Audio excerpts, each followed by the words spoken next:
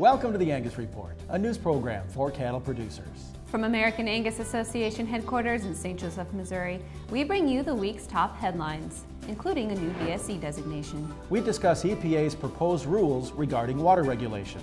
We also look at expanding opportunities for the cattle business in Russia, and we continue our in-depth series, The Story of a Steak. This is the Angus Report. Hello, I'm Bob Cervera. And I'm Crystal Albers. Our top news this week. A scientific commission with the World Organization for Animal Health recommends the United States BSE risk be upgraded from controlled to negligible. Secretary Tom Vilsack says the distinction, which is the lowest risk level in the rating system, is a significant step toward increasing U.S. beef exports. Last year, the U.S. submitted an application to upgrade its BSE status.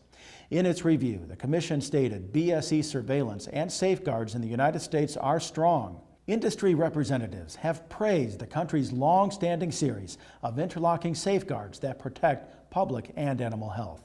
Formal adoption of the negligible risk status is expected to occur during the OIE's General Assembly meeting in May. Government regulation and environmental policy often rank among top concerns among cattle producers, and with good reason. As Ashley McDonald of NCBA explains, current proposals regarding government authority and the Clean Water Act could soon become final and affect how you manage water on the ranch. Well, we always have a host of environmental issues going on in Washington, D.C., as you probably know, and a lot of issues that directly affect the cattle industry. A couple of them are some really major issues that are going on right now, one of which is jurisdiction under the Clean Water Act, which deals with how much authority the federal government has over your land and whether they have jurisdiction over a puddle, a pond, or a dry creek bed. So it's a big issue and can lead to a lot of regulations and a lot of permits for cattle producers out there. Right now we have a guidance document that's been out as a proposal for almost 2 years now.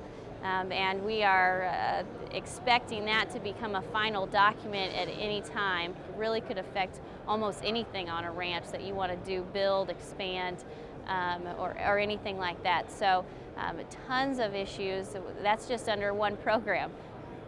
Really the impacts are so far-reaching, it's even hard to quantify the sheer economic value of the impact that could be had.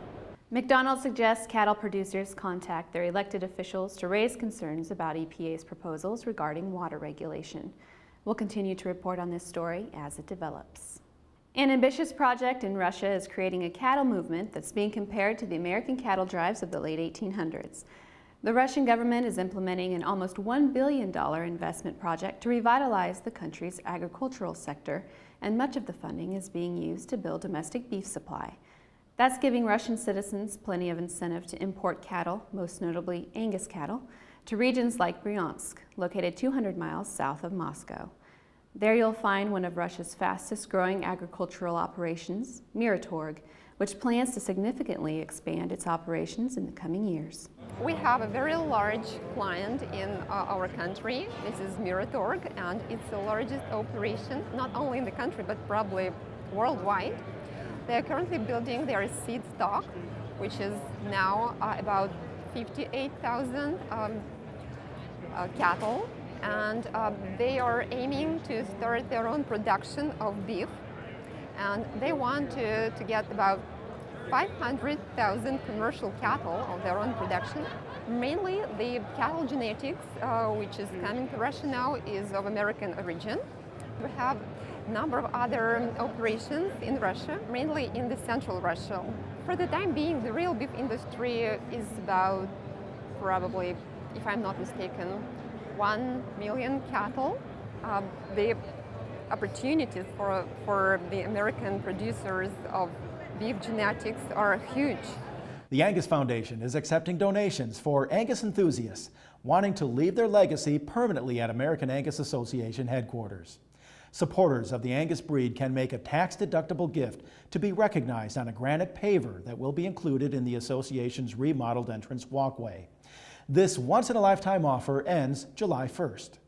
Building an Angus legacy, we believe, is a very unique avenue for members of the American Angus Association who have been raising Angus cattle for many years, in some instances decades, and the ability for them to leave their legacy at the American Angus Association headquarters.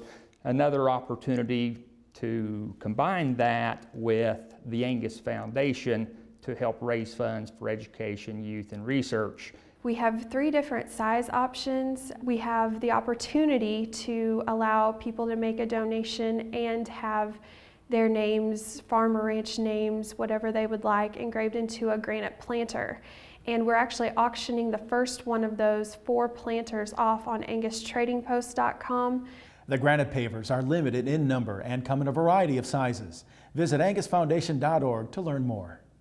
When the Angus Report returns, Paige Wallace brings us a report on ways small-scale producers can achieve big value with quality genetics. And we travel to Thermopolis, Wyoming for a look at preconditioning on the V Ranch. Visit angus.org to continue watching this episode of the Angus Report.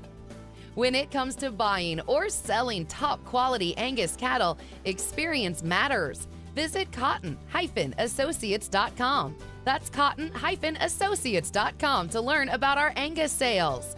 And join us for our upcoming sales: Greenane Farms Embryo Auction, Subiaco Abbey Angus, Bell Point Ranch, and Spruce Mountain Bull Sale.